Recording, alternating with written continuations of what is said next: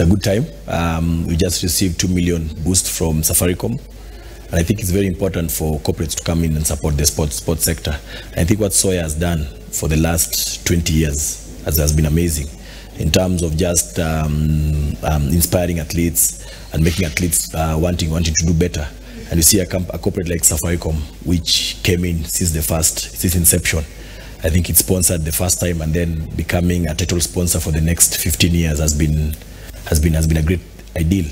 I think for the sportsmen, I think this is a very good avenue in terms of rewardship for them getting rewarded and showing appreciation of their efforts. I think it's a good thing, as you can see, the government as well has come in and following suit from what Soya is doing.